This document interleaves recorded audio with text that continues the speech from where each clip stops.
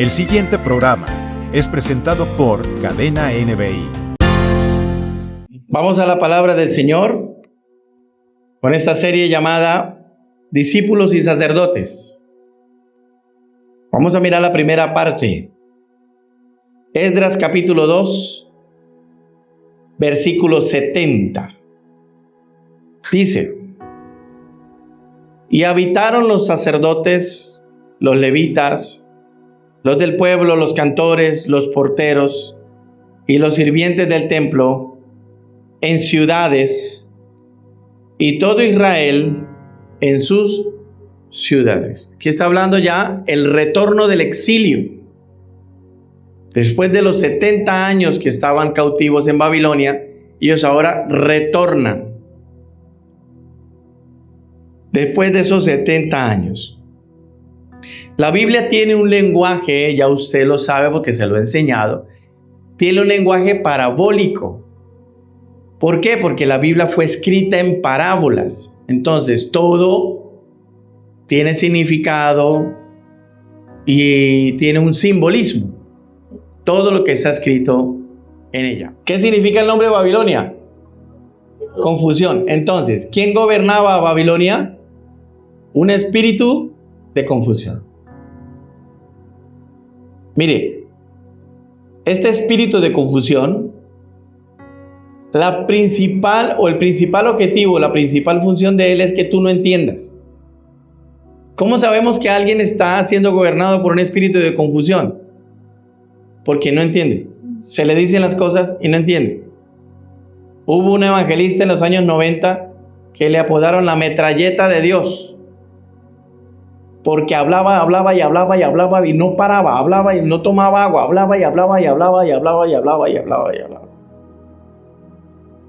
Eso hace el espíritu de confusión. Cierra tus oídos para oír lo que alguien te está diciendo. Y tú no paras. La palabra dice en 1 Corintios capítulo 14, versículo 33, que Dios no es un Dios de confusión, sino de paz. Entonces, si la Biblia en Corintios dice que Dios no es un Dios de confusión, sino de paz, ¿de quién viene la confusión? Del enemigo.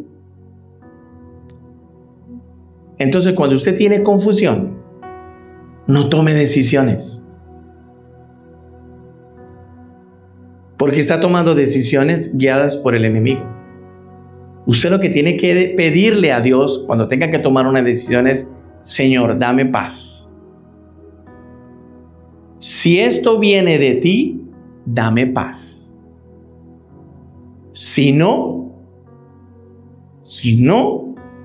aléjalo de mí. Si yo tengo paz, tomo una decisión. De resto, olvídese. Porque eso dice 1 Corintios 14, 33, que Dios lo que produce en nosotros es paz, no confusión. ¿Por qué? Porque Babilonia significa confusión y ese era el espíritu que gobernaba a todos los que habitaban en Babilonia. ¿Qué significa esto? Esto significa que Israel, al salir del exilio, venía de la confusión. Porque estuvieron 70 años viviendo en Babilonia. ¿Será que se les pegó algo? Obvio. Si algunos van a Medellín y cuando regresan, ¿qué papito? ¿Lleno o no? Y es por una semana nomás. O algunos van de vacaciones a Miami y cuando regresan, ¿how are you? Oh, yes. Ahora estos que vivieron 70 años, ¿no se les pegaría la confusión? Claro que sí. Mire, es normal, apréndase esto. Tú y yo nos podemos contaminar, sí. Es como la ropa. El otro día expliqué sobre la maldad, la transgresión y las rebeliones. De la palabra dice que de la maldad, límpiame todos los días de la maldad, ¿Por qué? Porque si es como la ropa, tú no te vas a poner la misma ropa mañana, porque ¿qué? Aunque no caíste en tierra, aunque no caíste en un pozo con agua, se llenó de algo, se ensució. Lo mismo pasa con nuestra alma. Se puede fácilmente cargar, se puede fácilmente contaminar, aunque tú no hayas hecho nada malo. Se puede. Entonces, Israel, cuando sale libre, viene de la confusión, porque venía de Babilonia. Tenían pensamientos, ideas y acciones confusas. Por eso no podían llegar a ser ordenados y dirigidos por Dios. Primero tenían que ordenarse ellos mismos. El pueblo llegó contaminado a habitar su propia tierra. Esdras capítulo 3, versículo 1 al 2 dice: cuando llegó el mes séptimo, y estando los hijos de Israel ya establecidos en las ciudades, se juntó el pueblo como un solo hombre en Jerusalén. Entonces se levantaron Jesuá, hijo de Josadac, y sus hermanos los sacerdotes, y Zorobabel, hijo de Salatiel, y sus hermanos, y edificaron el altar del Dios de Israel para ofrecer sobre él holocausto, como está escrito en la ley de Israel, varón de Dios. ¿Qué significa el número 7? Las operaciones del Padre. En este caso específico que estamos hablando de Esdras, el fin de un ciclo. El 7 también significa el fin de un ciclo. ¿Por qué las operaciones del Padre? Porque Dios opera por medio de 7 espíritus. ¿Cómo lo sé? Isaías 11:2 lo dice. Dios opera por medio de 7 espíritus. Eso quiere decir que el ciclo de la esclavitud terminó para Israel. Y el Padre activó sus operaciones para eso. Dios mismo guardó un pequeño rebaño, o también conocido como remanente, que no muriera en el exilio, el cual cuidó para luego volverles a traer a la tierra. Jeremías 23:3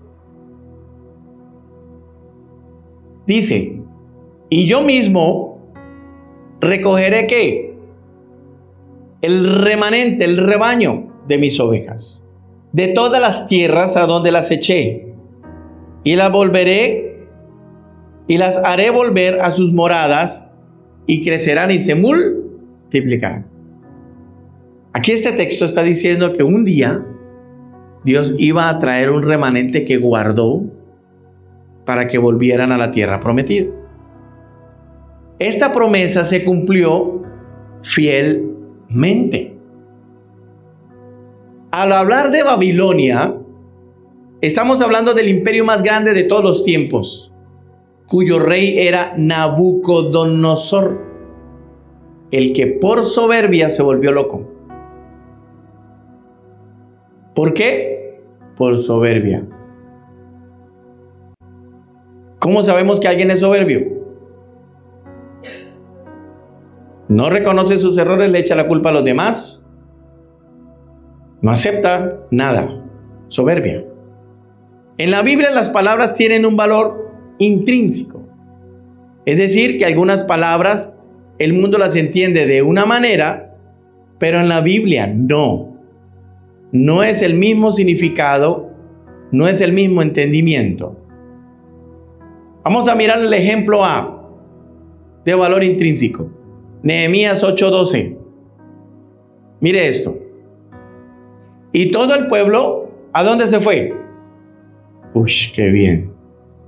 Se fue a comer y a beber y a obsequiar porciones y a gozar de grande alegría, porque habían entendido las palabras que les habían enseñado. Aquí podemos ver que la alegría en la Biblia no es lo mismo que la alegría del mundo. En la Biblia, alegría significa haber entendido la palabra. Wow. Mire, se lo voy a volver a leer.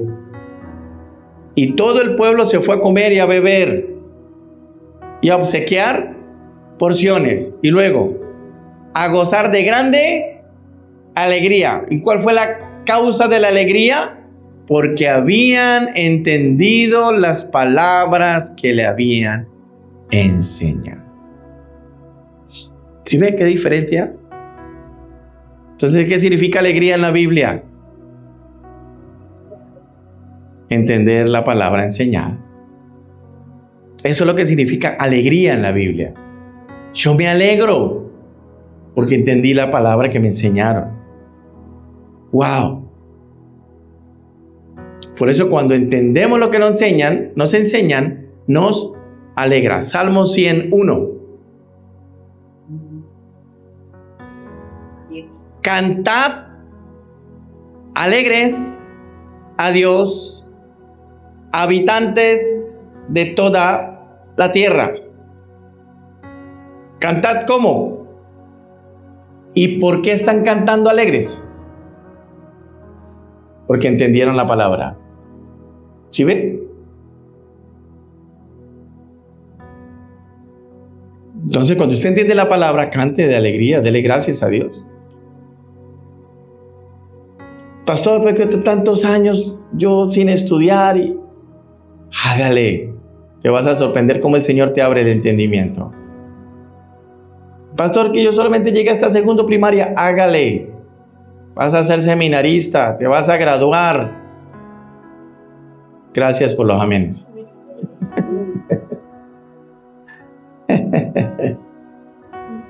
Wow. Cantar alegres a Dios no solo significa sonreír y tener gozo. Claro que eso significa también, pero también significa de manera más profunda cantar con el entendimiento. Es decir, canto porque entiendo la palabra y me ha sido revelada su palabra en mi vida. Por eso me alegra. Filipenses 2:2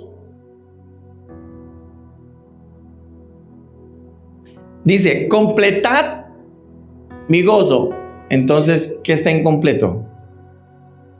El gozo. Hay gozo incompleto. Hay alegrías incompletas. Y mira lo que dice Pablo a los filipenses. Completad mi gozo, sintiendo lo mismo, teniendo el mismo amor, unánimes, sintiendo una misma cosa. Ahora, aquí viene otra palabra.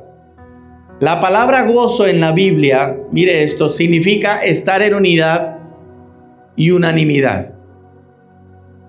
¿Qué significa gozo? Estar en unidad. ¿Sí ve qué diferencia? ¿Qué significa alegría? Entender la palabra. ¿Qué significa gozo? Estar unánimes. ¿Sí ven? Y se lo estoy mostrando con la Biblia. Un pastor no lo sabía. Yo tampoco, gracias a Dios, doy por mi maestro. Porque algunos pensamos que estar gozo es no. Gozo es estar juntos. Andar gozoso es esto que estamos viviendo ahora. Estamos juntos. Todos juntos. Por eso el apóstol Pablo dice, completad mi gozo. ¿Cómo? Anden unánimes. Anden unánimes. Entonces la palabra gozo significa unidad. Romanos 1, versículo 11 al 12. Dice, porque deseo veros para comunicaros algún don espiritual, a fin de que seáis confirmados esto para ser mutuamente confortados por la fe que nos es común a vosotros y a mí. ¿Qué significa confortar? La palabra confortar en la Biblia no es consolarnos unos a otros, es comunicarle la palabra a otro, a fin de llegar al mismo entendimiento.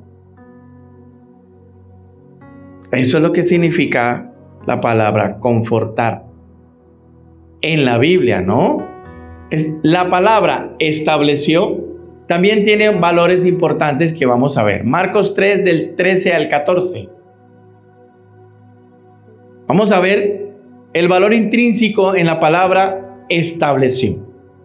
Dice, después subió al monte y llamó así a los que él quiso y vinieron a él. Y luego, ¿qué dice?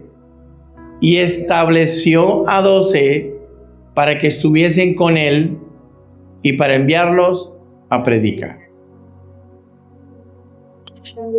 La palabra estableció significa formación o proceso del discípulo. Eso significa la palabra establecer o estableció. Proceso del discípulo. Miren, aquí le muestro los 7. Subió al monte a orar, llamó, él quiso, vinieron a él. ¿Cuál es el quinto? Estableció. ¿Y cuál es el séptimo? Enviarlo. ¿Sí lo están viendo? Para que estuviesen con él.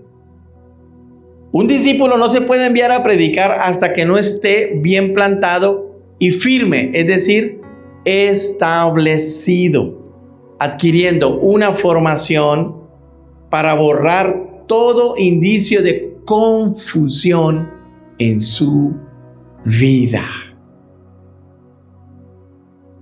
Esdras 3:1.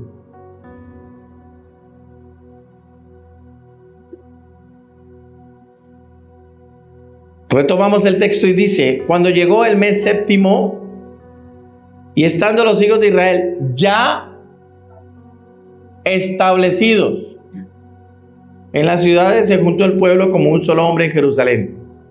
Ya establecidos. Mire, el pueblo pasó 70 años en Babilonia. ¿Y sabe qué es lo lamentable? Que algunos que regresaron o que salieron del exilio y habían nacido en Babilonia no conocían al Dios de sus padres. ¡Qué tristeza! ¿Qué se la pasaron haciendo los papás en Babilonia? La Biblia dice que ellos se cansaron de esperar, colgaron sus armas en los árboles junto al río y se echaron a llorar. Y la Biblia también dice que Dios les decía, canten, den sus hijos en matrimonio, siembren viñas, sigan adelante. ¿Qué pasó? ¿Sí ve el peligro de no enseñarle a nuestros hijos el temor de Dios? Puede llegar un momento donde hasta los nietos dirán, ala, mi abuelo era creyente. Yo, vea, en serio, no sabía. Sí, fundador de la iglesia mío. Vea, por lo menos yo no sabía que mi abuelo paterno fue fundador de un pueblito de norte de Santander, Colombia. Lourdes. Y en los documentos ahí está el nombre de mi abuelo paterno. No tenía ni idea. Mi papá nunca me lo dijo. Nunca. ¿Cómo me enteré? Por un primo que investigó. En un libro que no me acuerdo cómo se llama, investigó, que está en la biblioteca pública. Porque mi abuelo paterno donó una de las tierras para crear ese municipio, era terrateniente. Yo no lo sabía. Pues de la misma manera le pasó al pueblo de Israel cuando llegó a su tierra. después de salir de Babilonia. No conocían al Dios de sus papás. Por eso, ay, ¿no quiere ir a la iglesia, mi hijito? Ah, bueno, no vaya. Listo. No hay problema. Te darás cuenta más adelante.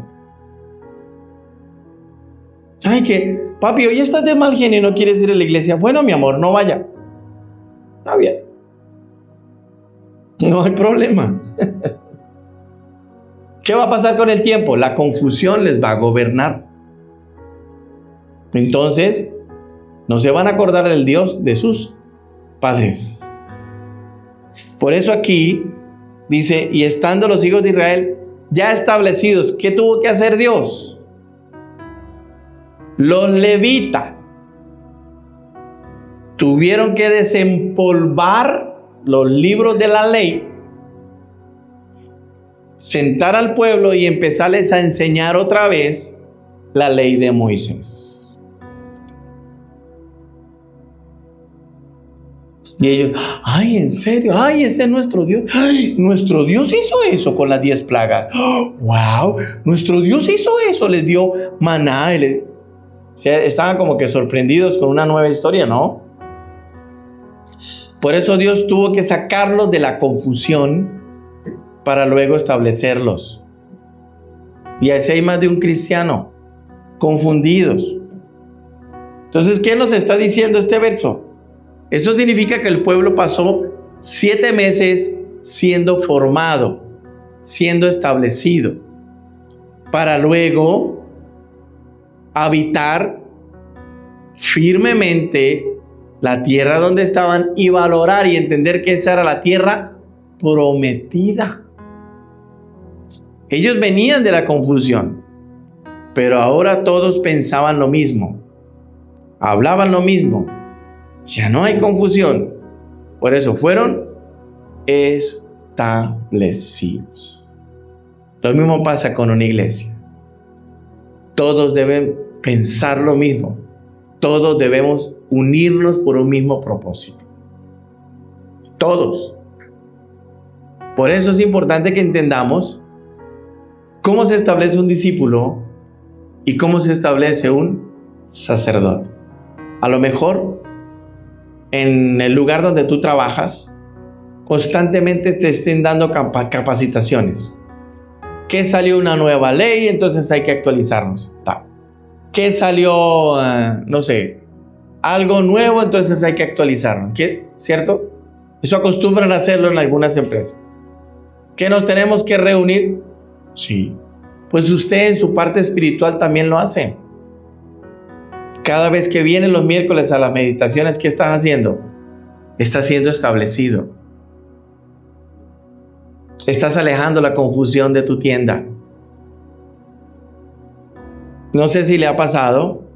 Usted no ha visto cómo le ponen a los caballos, no me acuerdo cómo se llama, pero bueno, eso.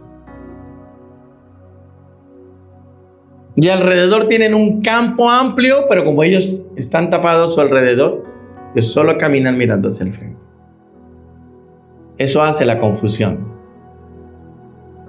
¿Y qué hace la palabra? Te quita las viseras. Te quita lo que no te deja ver más allá. Hay cosas mejores para ti. De lo que hoy estás viviendo, hay cosas mejores. Y estamos caminando bajo la promesa de que en este mes habrá fiesta. ¿Por qué? Porque salimos de la cueva. Porque se abrieron nuestros ojos. Porque el Señor nos dio entendimiento. Entonces fíjese qué bonito. Tengamos cuidado con el espíritu de confusión. Si hay confusión, entonces está siendo gobernado o gobernada por el espíritu que mandaba en Babilonia. Tome una decisión. ¿Quién es el que tiene que tomar la decisión? Yo o usted. Cada uno de nosotros. Cuando usted se levanta y tiene sed y toma agua, tomó la decisión de tomar agua. No dijo, ala, pastor, ¿qué era? Tengo sed. ¿Con qué me calmará esta sed? No, que tengo.